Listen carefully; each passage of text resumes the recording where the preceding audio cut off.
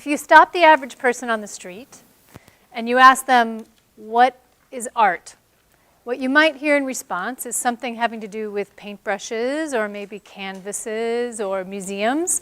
I think of the arts as so much more. They are a way of bringing people into relationship with each other.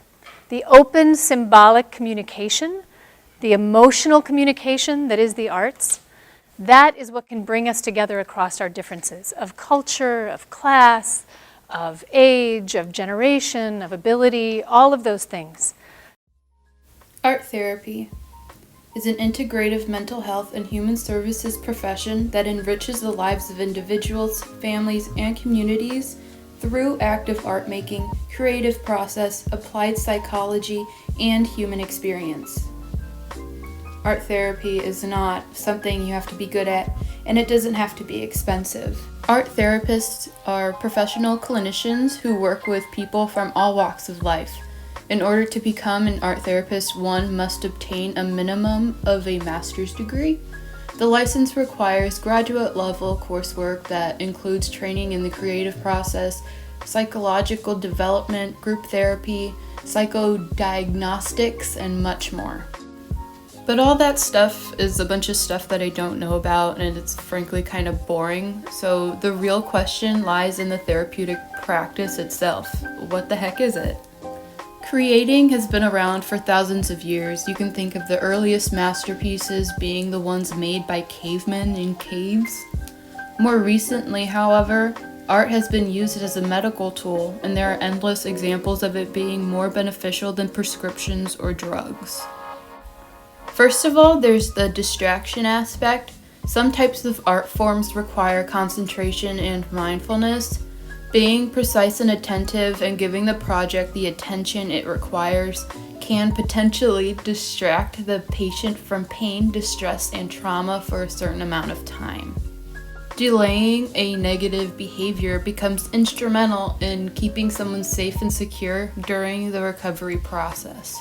Secondly, there are usually underlying meanings behind a piece of artwork. This can be extremely beneficial when it comes to addressing trauma, stress, or other underlying problems in a patient's life. Art therapists work with their clients by having them recognize their emotions through their artwork. I can go on forever about the facts, statistics, and medical practices of art therapy, but the best way to explain my experience is to just share my story. For most of my life, I used art to cope. In preschool, I had a deep hatred for nap time, and tantrums were pretty regular. One sweet preschool teacher recognized this hatred, but she also identified my love for art and crafts time. So to prevent my very loud and disruptive tantrums, she'd give me popsicle sticks, glue, markers, paint, construction paper, anything that I would need to just make something. She saw that I needed an outlet, and she was great in providing that for me, and that kept me tame for a while. Years later, I went through my next life-altering experience, which is high school. To be honest, high school was intimidating and impossible, and so the art room kind of became my sanctuary. I was there all the time, and I'm trying to share this without being corny or cliche, and it's really hard, but it really was my sanctuary. However, when classes ended for the summertime, the lack of distraction aided to the growth of negative thoughts.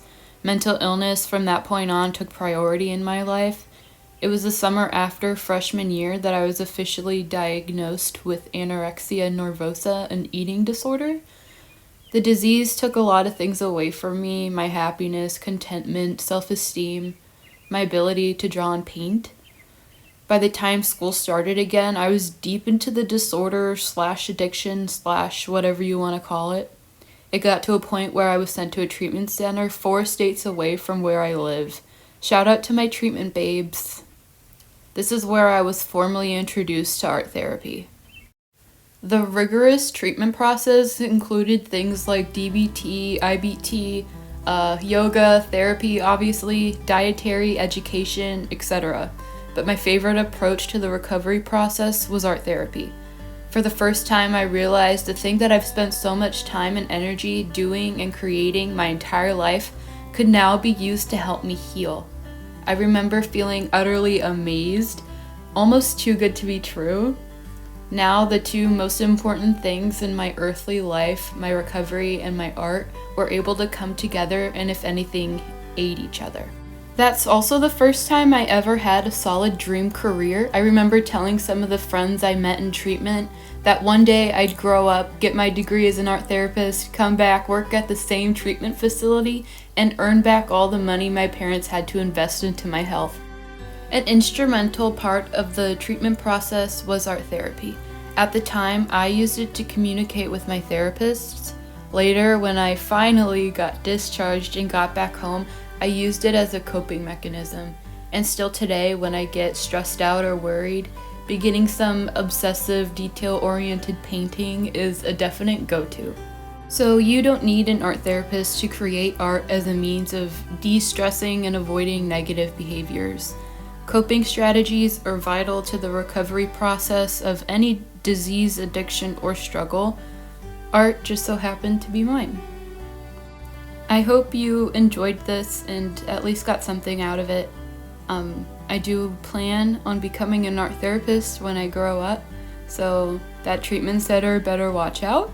Share with me any thoughts you might have, and thank you for watching. I hope you're having a blessed day. I'll see you in my next one.